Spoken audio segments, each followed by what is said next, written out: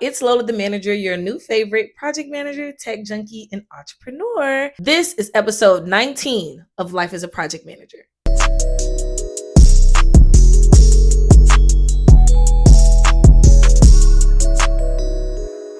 So in today's video, we're going to be talking about the double P's. I'm not talking broadside. I'm talking about product and project management. What's the difference? What's the relationship? And where do you fall in this? Product management is the organizational function responsible for defining, developing, and managing a product throughout a life cycle. It involves identifying market needs, setting the product vision and strategy, prioritizing features, and working cross-functionally to ensure the product success in the market. A product actually starts from an idea. A company has brought on a professional because they want to sell certain products and services. They want to generate revenue. Now, these products do not just pop up out of thin air. They actually go through what we call product management. They start off as an idea. Someone has an idea of what they would like to develop and they think it would be beneficial to the market. So they do some research, they see the pros, the cons, they see the competitors, and they see that this is something that we really need to put out there and we should be the ones that actually do it. We do all this in-depth research and now we know exactly what it is that we want. After we go and develop that product, now we start to develop a plan to market it to the masses, to launch it to the world. We don't just make it and release it. We got to come up with a strategy of how we're going to put it in front of people and actually get them to take money out of their pockets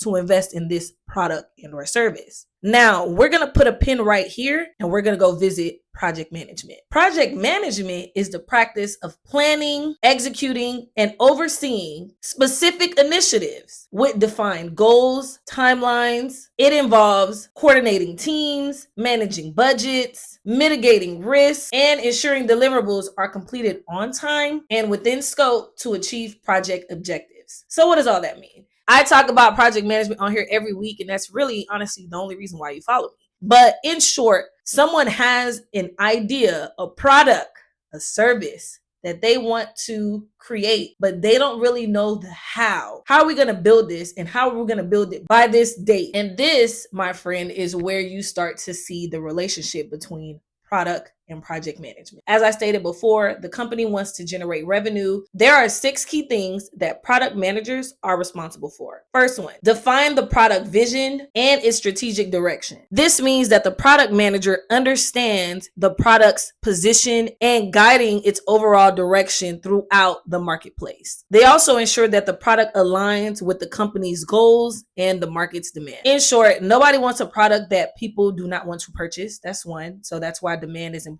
But also, no company wants to put a product out there that is not in alignment with where the company sees itself as a whole. So when you think about companies like Apple and Google and stuff like that, and all the products that they put out, everything connects back to their overall mission and goal for their company and where they see themselves. So you're not going to see Google come out with a hairline. You get what I'm saying? That is not on brand for them. But they may come out with a device that can help you understand your hair better, i.e., the search engine. You get what I'm saying? Next, the product manager is responsible for defining the product's vision, strategy, and roadmap. As the product manager, you're creating this clear long-term vision for what the product should become, and then you're going to develop strategies to achieve that vision. You're also going to create and maintain a roadmap that outlines the planned evolution. So when we look at a company like Apple, my first iPhone was an iPhone 5. Like that was the first one I've had. We're currently at iPhone 16. You get what I'm saying? So whoever is responsible for that specific product at Apple, they had a vision for this product, a long-term vision, so we can get to the point where we go from 5 all the way to 16. But they also created a roadmap for how we're going to get there. What strategies are we going to implement to create a market demand for something like this, but also get buy-in from our consumer, develop our target audience, and then always meet the mark for them to continue to want to be part of this ecosystem, this team, right? And so as a product manager, that's something that you have to do. The next thing is you determine what features to build and why. Like, why are we going to go after this? So based on market research, user feedback, and business objectives. You're going to decide what features will add the most value to the product. And a product is considered valuable when our consumers, our target audience, are willing to invest in it, which in turn increases a company's revenue, which means we have a good product in the market. But when you make these decisions, you justify them to stakeholders, right? There's people on top of you, big bosses, that you need to get a buy-in on this idea that you've crafted and created, in which you believe that this specific feature is going to be the most valuable based off of the research that you've developed. In addition to that, not only are you looking at what features we want to do, we also want to focus on the prioritization of these features that we want to have. So we can't put everything at once. We can't do all at the same time. We need to kind of create an order in which is going to make sense to add these features. So when we look at a product like Apple's iPhone, you notice how we have these different iOS updates. You notice how we have these different feature camera updates, all these different things that they may have wanted to implement since the beginning of the iPhone journey. However, they couldn't. They had to prioritize which one made the most sense and was going to provide the most value. And then as we continue to drop new products and new updates, then we can add a new feature as time goes on. Then you have to conduct market research and analyze user needs. The product manager continuously gathers and analyzes data about the market, competitors, and user behavior. They use this information to identify unmet needs and opportunities for product improvement or innovation. So as a product manager, you are a researcher, okay? Your eyes and ears are constantly outside to the wind to find out what's going on. You're doing a lot of social listening. You're probably setting up some focus groups. You're gathering information, gathering intel. You're seeing what's going on, not only with just your product, but also with other competitors in your same field. You're trying to figure out, what can we do to improve this product? This is a feature that everyone says that they need. You know, for example, let's say a new feature like having some maps on your phone so you can have GPS coordinates while you're driving. That may be a significant feature that we want to add, right? But we're not going to know that, or we're not going to know to add that feature next unless we're analyzing what's going on in the market and we're identifying these different issues in which we can make significant change. One of the key things I said earlier was unmet needs. Every user of a product potentially has a need that needs to be met, and that product entirely can meet their needs, or there can be areas of improvement in which we need to make some adjustments. That's what you're looking for as a product manager. So yes, everyone loves the iPhone, but for some reason, they really, really, really want the feature where you can schedule text messages because it makes it easier to get your thought out now instead of hoping that you remember later. See what I'm saying? That was an unmet need. And then now in the new iOS update, we have that feature in there. You get what I'm saying? So these are things that you would constantly be doing. Then you work closely with stakeholders to prioritize product features. So you're going to collaborate with various stakeholders. And when I say stakeholders, I'm talking about executives, sales, marketing, engineering. And when I say executive, I'm talking about like the big dogs, like the senior leadership. You are connecting with all these folks, and you want to get a balance of different perspectives and needs when prioritizing these features. And then you're going to see this push and pull, like a negotiation, where now you guys are going to build consensus on the different product decisions. So as a product manager, you really work with the higher ups and the people that's quote unquote below you. I say below you, meaning people that are doing all types of work in all types of departments, not necessarily less than you in their value at work. And the reason why you're working with all these people is because even though you have an idea and vision for the product, you don't really know the full scope of how that product would work in the real world until it's developed and built out. And so you kind of need input from these different players in order to get a better understanding of how that looks. For example, I'm going to keep going back to the iOS and the Apple products because I'm filming this on an Apple product. But there's conversations with the marketing team on how we're going to even push this out to the market. There's conversations with the engineers and developers on how we're going to actually build this and does it make sense with how we want it to function. We're going to deal with designers that are helping us figure out what's the best use of the user experience interface. And there's so many other parts. We want to deal with the execs because the execs are the ones that's kind of making sure that we always stay in alignment with the company's visions and strategic goals. And so there's conversation literally going up and down vertically and then horizontally in order to not only create the right product, but put out the right product. right? And so because of all these conversations, everyone isn't going to be happy. And so you got to kind of find a happy medium, and that's what we're going to push out and release. And lastly, product managers are responsible for the product's success throughout its life cycle. So from conception to launch to beyond, honestly.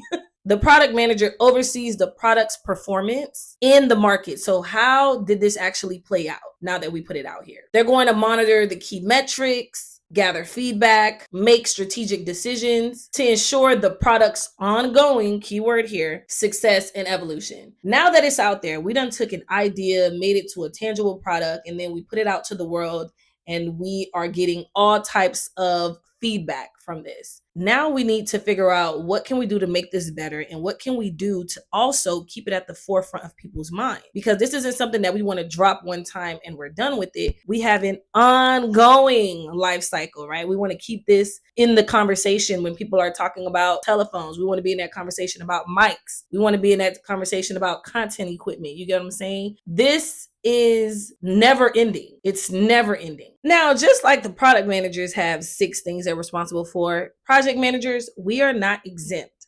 We have 6 things we're responsible for. First thing is we focus on specific projects and initiatives. So our job is to take the plans and turn them into reality. And we're going to oversee the entire execution of this specific project. We're going to make sure that the project goals are clearly understood by everyone on the team and that all activities are aligned with the objectives. So I said a lot there. In short, we're the ones that the product managers pick up the phone and call when they're ready to actually develop this product. Now, remember, product managers are focused on the what and the why. What do we need to put out there, and why should we be the ones that put it out there? But us as a project manager, we're focused on the how. So you want to put out this new iPhone, and you're talking about how people want to do this, that, and the third with it, and how we're the best company for the job. But I'm the one that's going to actually tell you how we're going to get there. I'm going to tell you how we're going to utilize a programmer, a developer, a UX designer, a content creator. We're going to have a copywriter. We're going to do this, that, and the third, and it's going to take us this amount of time, and we can have a prototype or we can have the real thing, whichever one you want. I'm going to tell you how we're going to get there. That's why we're brought in. And so this is where you're going to take that idea and really turn it into something tangible for the product team. Next, you're going to make plans and oversee the implementation of the project. That means you're developing comprehensive project plans. You're going to include the work breakdown structure, timelines, resource allocations, all the nines, okay? All those things that I already talked about in a few episodes before this. And then you're going to guide the team, okay? You don't do the work, okay? And you don't come up with strategy. You guide the team through the entire implementation process, and then you'll make adjustments as needed. So here is where we use our brain the most as a project manager. You are going to take the product manager's plan and then develop a comprehensive plan of how we're going to get this done, make sure everyone's on board, everybody understands their role, all that jazz. And then your job is just to coach the team, motivate the team, remove any roadblocks that the team may be facing so we can get this product out into the real world. Then you're going to manage timelines, resources, and budgets. So project managers, as you know, we create and maintain project schedules. We're going to allocate the resources efficiently. So we're going to make sure that if we are using members of other teams, that we are keeping mindful that they're working on other projects. So we want to make sure we have adequate time for them to work on ours, or we want to make sure that we have the right person doing the job. So if we need a software developer for this app or this phone that we're creating, we need to make sure that is their zone of genius. Okay, we are not going to use this time to bring in new people that have never done anything like this. We are on a time crunch. We want to make sure that we have the experts on board. You get what I'm saying? And then you're going to monitor expenses to ensure that we do not run out of money. We got to stay within budget, which is something that,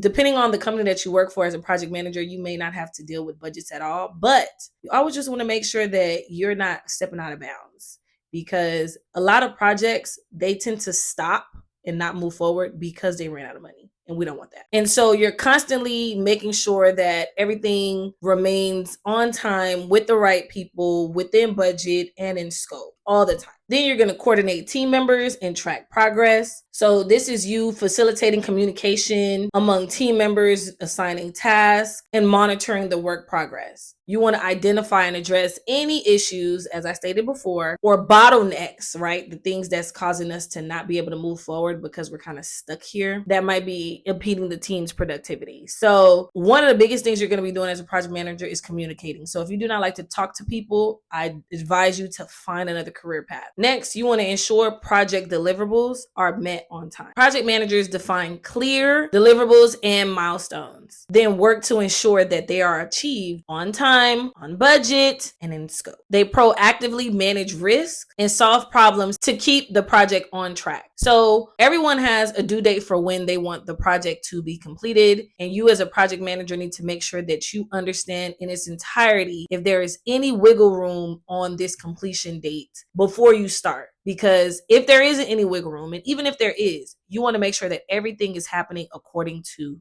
plan. One thing I like to do as a project manager, and I'll just throw this tidbit in here, I like to add more time than what is needed. So if the developer tells me it takes 5 days, I'm going to allocate 7. If the designer tells me it takes 4 days, I'm going to allocate 6. I try to do at least a 2-day buffer because things can happen, things can change. Now, if we get that time back, of course, I'm not going to drag it for an additional 2 days when we were able to get it done earlier. But I want to have the buffer in from the beginning so nothing catches us off guard later. A lot of time you hear people talk about contingency as far as financial, meaning let's have some reserves in case that we go over budget. I like to have contingency in my schedule. So I add buffers to just about every major type of task just so we can have the time for it, okay? Because I don't want to go off track. I feel like that's a project manager's Titanic when you do not meet the scheduled time, okay? I don't ever want that to be me. And lastly, you're responsible for the successful completion of these projects. So you're ultimately accountable for the project's outcome. So if we do a great job, you get a thumbs up. If we do a poor job, you get a thumbs down. What's a poor job? We did not meet the scope, schedule, or budget. And that is like, you don't want to mess up the big 3. You get what I'm saying? Your job is to ensure that you meet the defined objectives. It's completed within the appropriate time frame, okay? The one that we agreed on. Like you told me it would be done in 6 months. It needs to be done in 6 months. And of course, that it satisfies the stakeholders' requirements and all that stuff. I said a lot in this entire video, so let's quickly recap the whole purpose of it all. The product manager is responsible for the what and the why, whereas the project manager is responsible for the how. If we wanted to use an example, we can use the example of creating a new smartphone, right? We want to bring a new smartphone to the market. So the product manager is responsible for doing the research and figuring out, is this something that the market needs? What are the competitors doing? What are the users saying? The potential users, that target audience, what are they saying? What is the life cycle of this? Are we just going to create one smartphone? Are we going to have several iterations of this smartphone? Do we want this smartphone to outlive the other smartphones? What is it that we want to do that's different? Why does it matter? And why should we be the ones to put it out there? That's what that product manager is going to do. Once that product manager has that idea of what that looks like, they've worked with the marketing teams to figure out how we're going to actually launch this. Does it even make sense to work on this? How much are we going to invest in this? What are we expected to make from this? They call that project manager. Hey, we have a new product that we want to put out there. We're entering into the smartphone industry, and we want to create this never before seen type of smartphone that we know the consumers are going to love. We've been doing some social listening, and this is what they're talking about. These are the features that they feel are missing from the current competitors, and we can meet that need. And so I'm like, okay, great. Let me go talk to our developers, our programmers, our designers. Let me go conjure up a team and see how we can bring this to life. And then I'll get back to you and we can start putting this show on the road. You see the relationship between them. Now, one of the things I want to point out is when it comes to the project manager, after they've completed the development of that product, they leave the scene and the product manager continues to keep the pace going. They keep the marathon in motion because now after the product is developed and we physically have something, they're working with the marketing team to figure out, okay, should we put out a commercial? Should we work with some influencers? What type of language are we going to put around this? How are we going to market it to the masses, not only today, but in the future? How are we going to position ourselves in the economy as the new smartphone greatest of all time folks, right? And The only time that this will come back to the project manager is when, after it's been released and we've gotten user feedback, we've looked at the metrics, we see what the users are saying, we're seeing what the